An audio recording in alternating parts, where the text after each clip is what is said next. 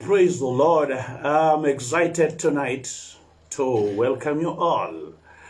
And as usual, not really as usual, but I beg your pardon, I'm going to use my mother tongue to continue with the series of teaching on walk of faith, or walk, and you walk diligently with a lot of integrity and honesty. So let us hear some music as we move along. Praise the Lord. Donji. Donja kama kata odi kikigo. Ngado kangaro donja maonge odi. Nyasaye oserwako u. Wadwa no winj wach.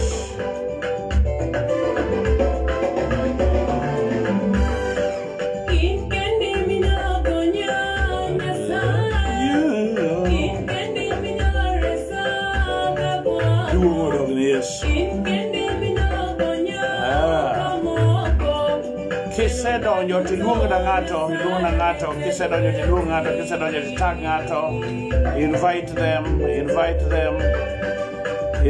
them, mondo wawinje wach Nyasaye godhiambo sani, otieno sani.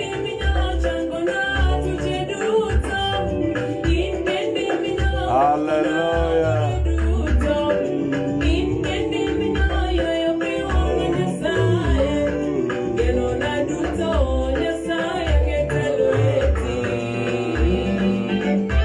Hallelujah. Apako Yesu kayoda, duongo dog na Yesu, bia, warwaki kabisa.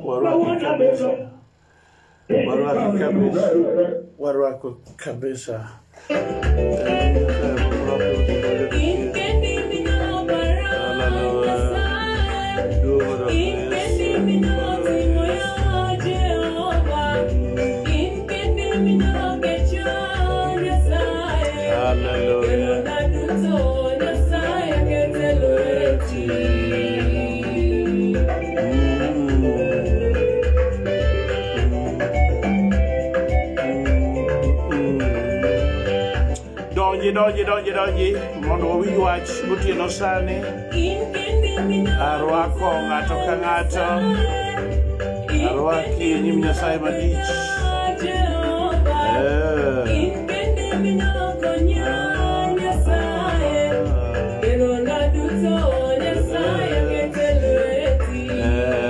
Sidede olane nying ng'at mawero kapod aluongo ji. Mulla nying mawero no. Yes. Arwako ng'ato ka ng'ato. Gabriel Orimbo, kangu.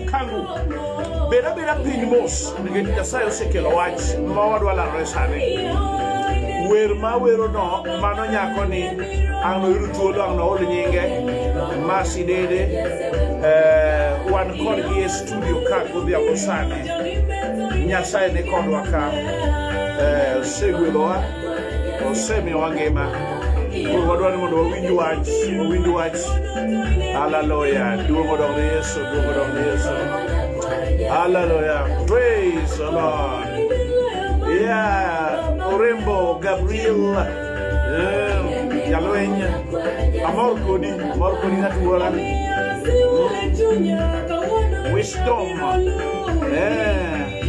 Wisdom igochi na bang kasetieko high studio ka na dich dem gi welo moko nya Yesu. Yeah, welcome. Kangu. Jamo achiel kende gini tiwinjo. Awinji kiwinje. Dan Kitoto. Thank you for coming in. Erokabano gunera kumbiro. Arwaki kabisa, arwaki gelala.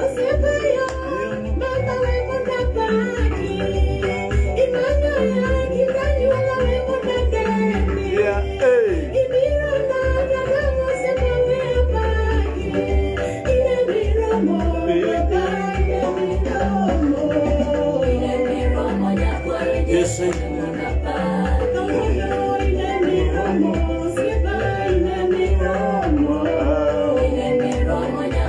Yes,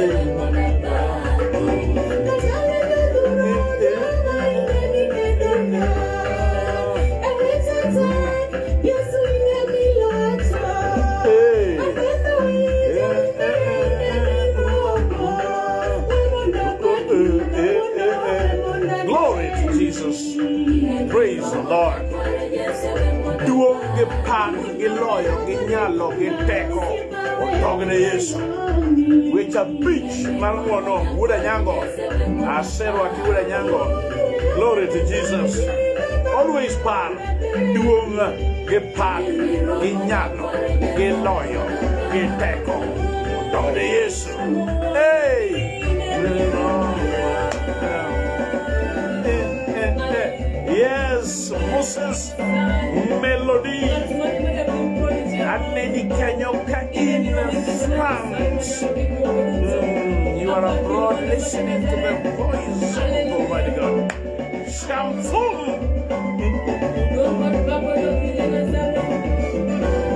Hey. Hey. Okidi nega que ton kanyo. Ñonemos.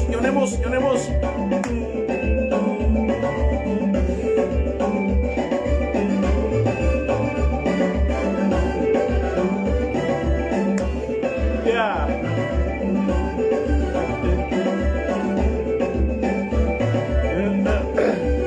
Hey.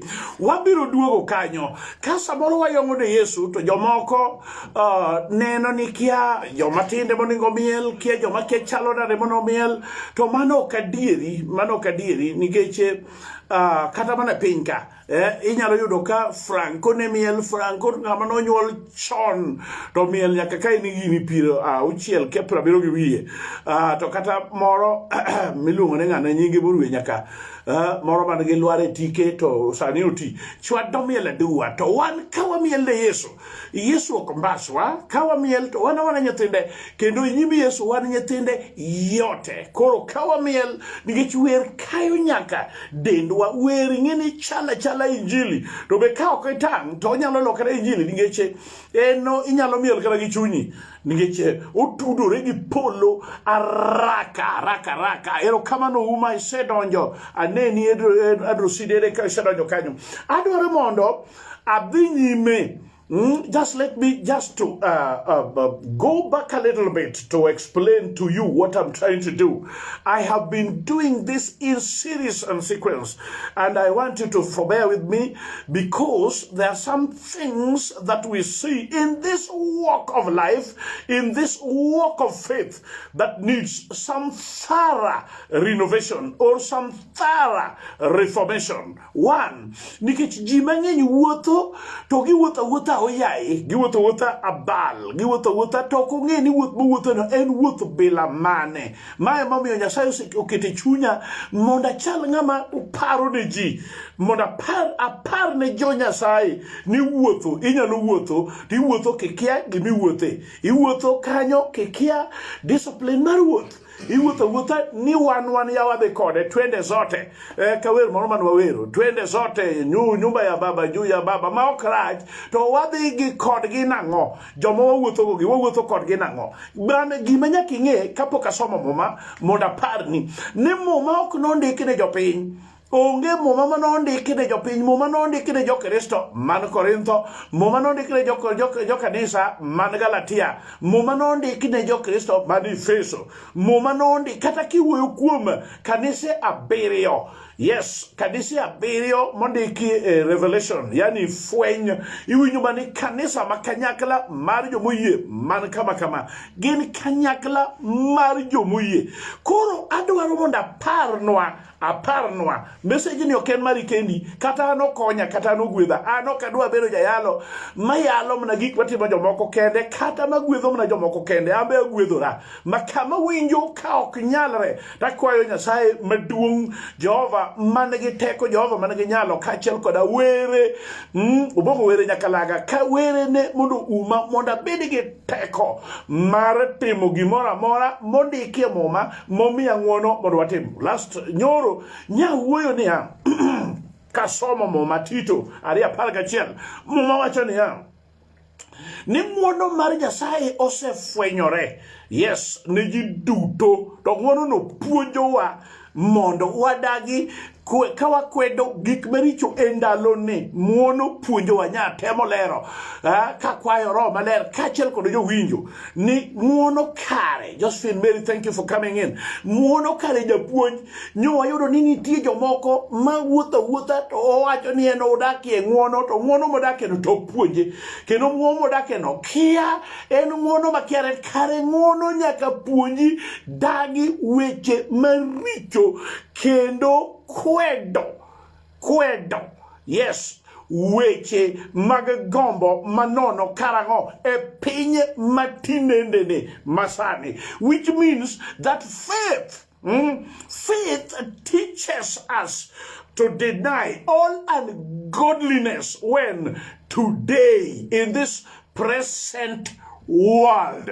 Okinyal wuotho ka onge ng'wono, to ng'wono miwuotho gono be nitie kaka opuonji, nitie kaka owuoyo kodi. Nitie jomoko mawuotho ni owuotho e ng'wono, to ng'wono miwuotho gono ok onge kama ng'wono no tere. Ng'wono no bende ok odwar winjo gik ma ng'wono wacho. En modwa nopuonj ng'wono, kendo odwa nochun ng'wono gi gik ma ng'wono ok nyal. Kawuono tadwa wuoyo gima iluongo ni wuoth ma iwuotho to ka in gi yie.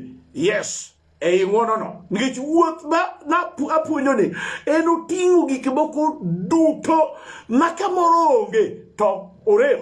En kod rem, ong'ikore kamoro, ong'olie yo moro, to ok owinjore ber kamano. Wuoth ma gimoro nitie mong'olie ok dhi kaka inyal pare. Apako Yesu Janazareth. Yesu apaki. Erokamano John Okidi wego moro ka ang' nachaka keti odwa miya chungo ma bel. Erokamano Nyasaye ogwedhi lweti, ogwedhi wiri mokberberie. Apako Nyasaye Ben Otiende loya mamarwa manokil kama loka makijana Ben. Yes, wawuotho Ben. Hallelujah. Dungo Yesu. Wasomie moma mar barua mar Paulo manoko ni Jorumi no e achiel sula matindo 17. Moma wacho to wasomie 16 tandika 17 chakra 16 ni Maria ok kudi gi wach maberno nang'o nikech en teko Nyasaye mawaro ng'ato ka ng'ato. Yeah, salvation is an individual issue. We are not saved wholesale, but we are saved individually. Then we get connected to the body so that we walk many yet one. Hey! Mabe kekuru yewadi achiel genadi achiel batisa di achiel wechegi ji mang'eny ni garaka ni mondo Kenya sayo chango bana ji Kenya sayo war bana ji Kenya sayo bana to gigi ok gidwar to kare momiyo koro kwanyime kanyo kose gik to koro jomoko temo loso yorgi giwegi mondo dige koro ok dhi chalo ka gime itemo mondo go kwano to kwano migoyo no idhi iriyo ni ariyo med ariyo ni auchiel. Koro kipenji ni to method michopo ga auchiel to mane e kaka warruok be kidwa wuotho warruok to nitie gik moko ma ok idwar nikech ok gidonji ni ibiro yudo ka wuodhi no ok nyalre. Koro katiri kate losi kate tuon kate lungi kate tim nade koro ok dhi nikech iweyo method miwuotho godo e wachno. Duong' gi pak gi nyalo gi loyo gi teko odogre Yesu Janazareth. Belinda Odhiambo, thank you for coming. So, aparga to wacho niya. Nikech tich makare mar Nyasaye elore wach maber. Tich makare mar Nyasaye elore wach maber. Tiene niya, onge gimoro amora makare mar Nyasaye minyalo chope ka ok oa mana kuom wach maber. Miluongo nang'o? The good news. Watch maber mar Nyasaye, watch mora any righteousness, anything that is good, anything that is perfect, anything that is glorified, anything that is magnified, anything that manifests must germinate, must emanate from the very words that are meant for the kingdom. Duong gepak ginyalo, giloyo, giteko, odogne Yesu Ruoth. Wachni amen. Amen. Amen. Koro mama wacho ni ni to ilruok mar tich makare no akum yie. Koro nyiso ni ok inyal wuotho gi Nyasaye e wach Nyasaye mitim gik moko duto kaka Nyasaye dwarogi kionge kod yie. Makama kanyo kita kede monda somni kamoro kama piyo tabro duogo kanyo kata lere be chiegni mana tieko okabe budhe pawni odhiambo ka piny osemiyo wang'e okabe budhe pawni abiro lero mana weche ma Yesu omiya mapiyo muma wacho ni Jo-Ibrania sula 11 mabe ing'eyo kata king'eyo kata kikia to rasomnigo sula 11 matindo tauchielo wacho niya edhoratili to ng'at ma onge yie ok nyal bedo malong'o ni Nyasaye. Tiende niya ng'ato ka ng'ato madhi kuom Nyasaye nyaka yie madwa wuoth Adimba.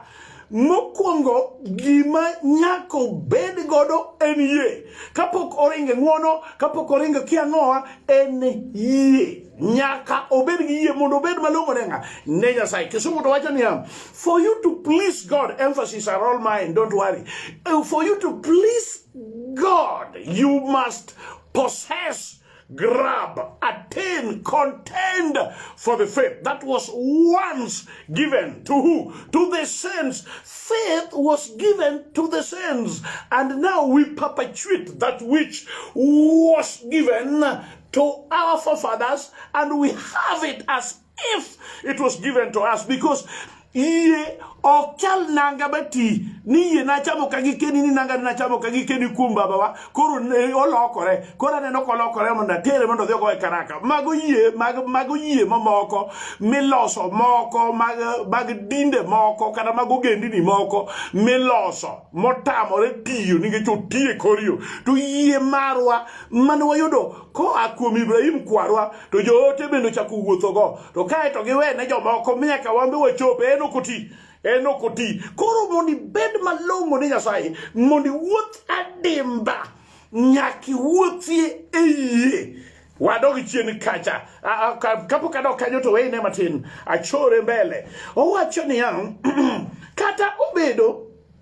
No, sorry about that. Auchiel. To ng'at ma onge yie nyal bedo malong'o ni Nyasaye nikech ng'at ma sudo ir Nyasaye. Ng'at ma sudo means you move towards him, and you can't move crawling. God is not talking about people who are crawling. Okinyal move ni sudo ir Nyasaye kilak.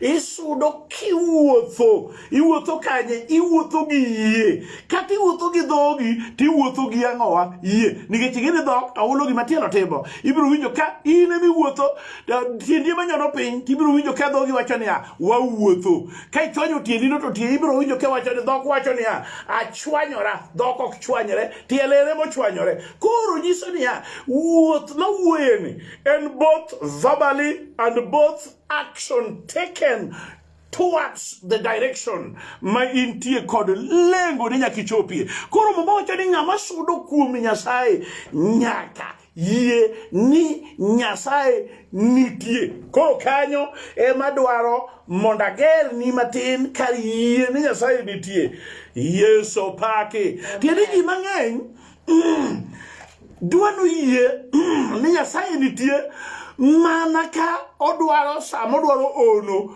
to ko yie ni Nyasaye nitie ka okodich gi ono odich mana gi gimoro machielo okodwa yie ni Nyasaye nitie ka nitie weche moko ma Nyasaye mantie no odagi ni okowuoth go kode koro odich gi yie mana kodwa no change odich gi yie mana kodwaro pesa odich gi yie to okodwa ng'eyo yien ma yie ni Nyasaye nitie no okodwa ng'eyo ni to Nyasaye Nyasaye maluoni ere pogruok ne kinde gi nyiseche mamoko mano kama tut ere pogruok kinde gi nyiseche mamoko ang'o momiyo iluonge ni ruodhi ang'o momiyo iluonge Yesu ni ruodhi ang'o momiyo iluonge ni jawar ang'o momiyo Roho Maler bo chako wacho ni ochal koro mago yie ma ka ng'ato sudo kuom Nyasaye to nyaka bed gi definite clarity and is able to define in particular and in a very peculiar way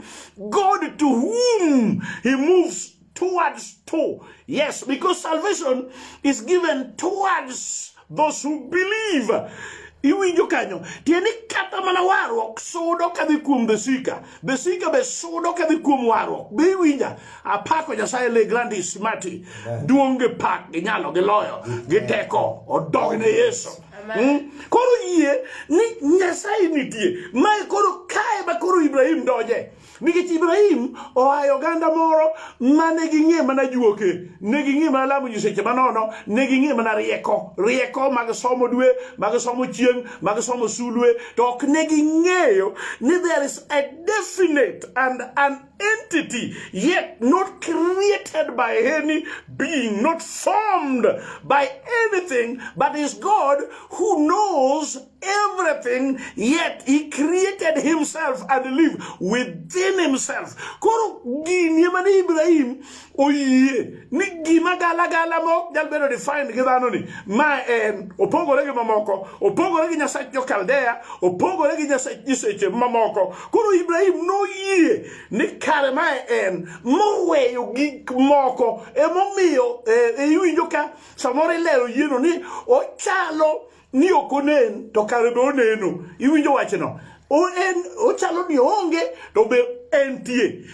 How? Because faith is defined in chapter 11 verses 1. Faith is defined as the substance of things hoped of. Substance are things that are tangible.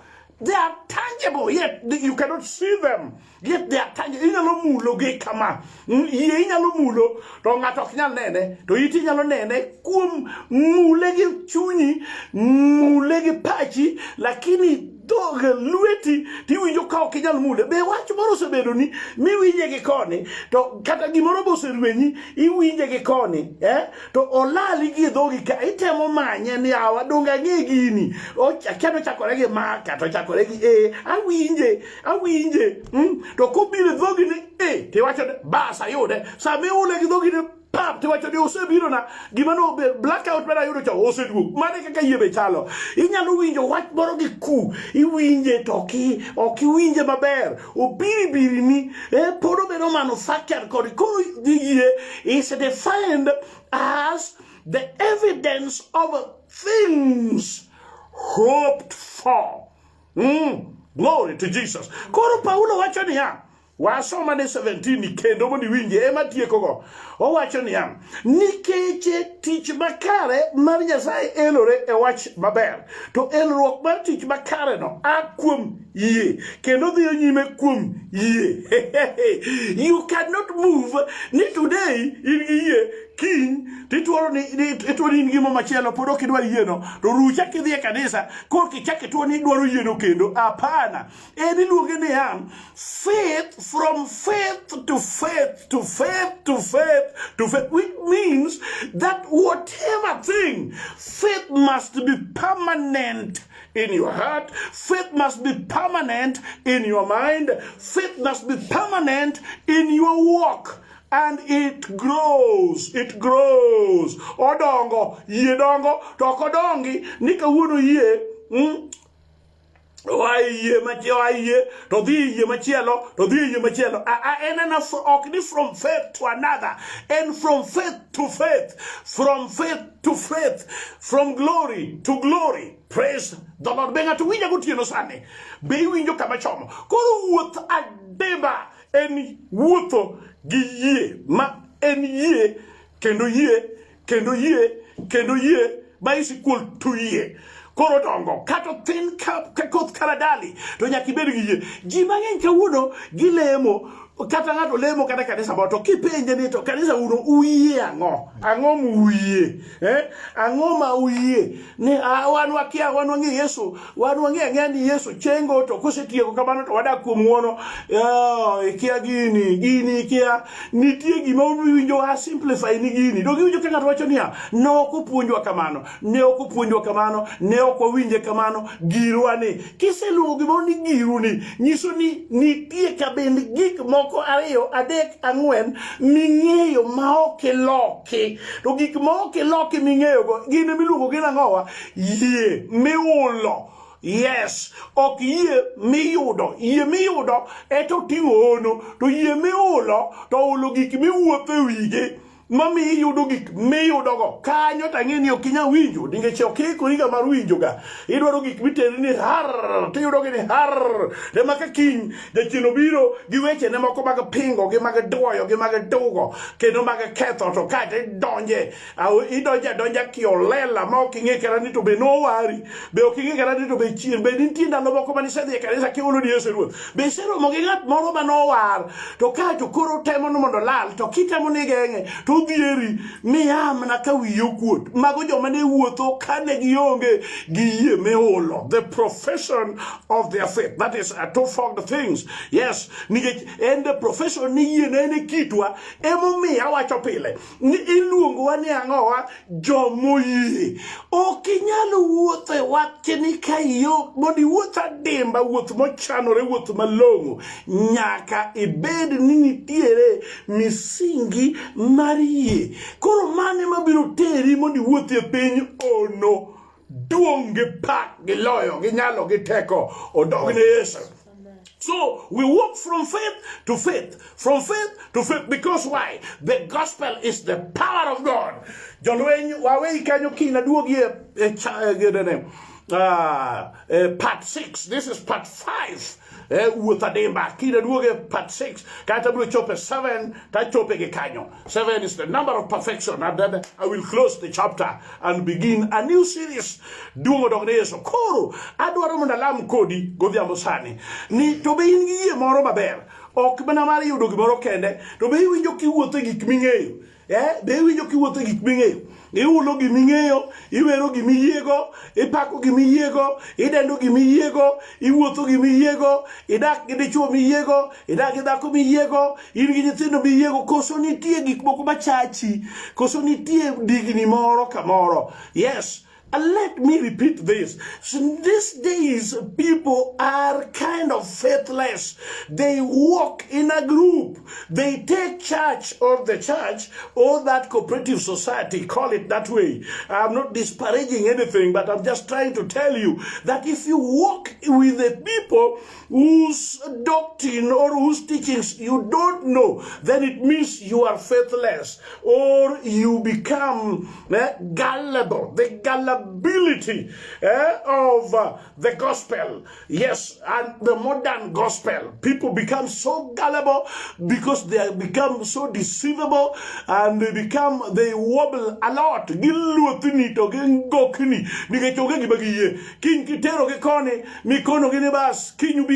Kanisa yueji 14 each person. Rokatakota mutu yueji ke yueji mengi oselemi achiel to bruko ni yueji ngi oselemi abich ningechi yueji no biro yueyo dhier te o kangeyo kama ng'ano no yude revelation no to wanyisi ni kain gi yie maber to in kodo moma to kata ke yonge gi pesa ming'iyo go yie yueji kata kionge gi pesa ming'iyo go yueji to in kodo moma to gi yie maber mong'eyo ni Yesu to nitie ajabu jateko kuon ngima ibiro neno kobro momore kuomi kendo bro timo gimoro amora mikwaye.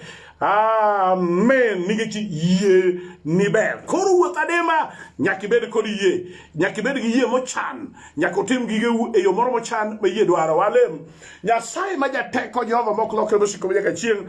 Agoni erokamano. Agoni erokamano nikech isemiyowa thuolo, isemiyowa winjo, isemiyowa wecheni, iseketowa ka mondo wabedi gima itiyo godo ka wachopo kod wachni. Ikel yie malong'o Mumbi wacho ni waked ni yie. Ere kaka waked ni gima wakia. Ya japuonj mondo wangi Adimba, wangi kaka keche ni chalo, wangi ni nguono ni chalo nade, teko ni chalo nade. Ere kaka in joruma, ere kaka janguono. Duongo do kum locho nwa sani gutieno sani, imedo bedo kodwa e nying Yesu Kristo majana Nazareth.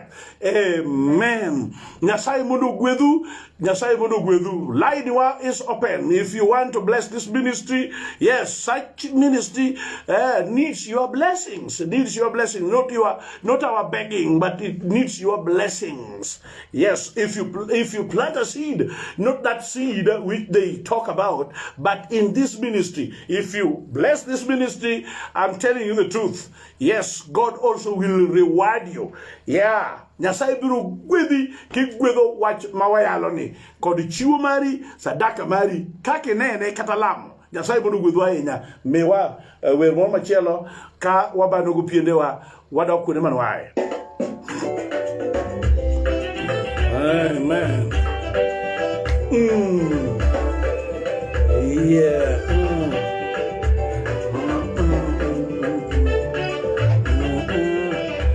Silas Monashe. God bless you.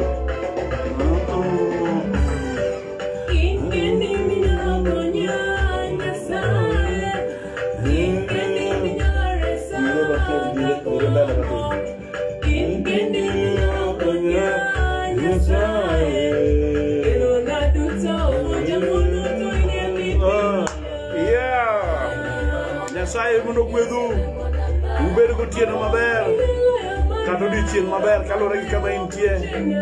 Wapako Nyasaye no obiro. Yes. Sinene mos jogi gode giuriti. La mos jogo sa kitabu. Nyasaye mondo gwedhu ahinya. Nyasaye ogumu. Otieno kata odiochieng'. Amen. Introduce welo.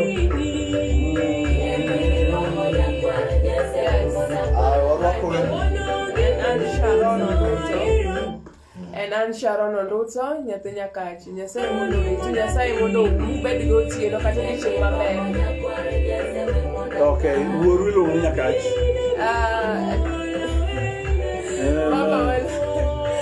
I'm Sharon Onduto. Aya, Nyasaye gwedhu. Ketna thum ja ketna.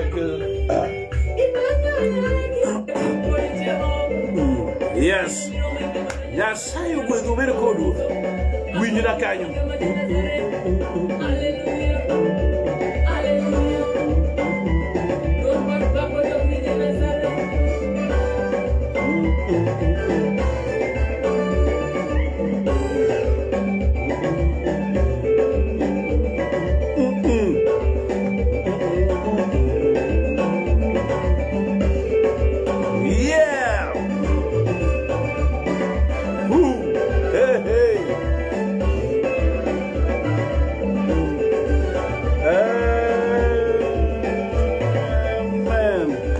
God bless you. May you keep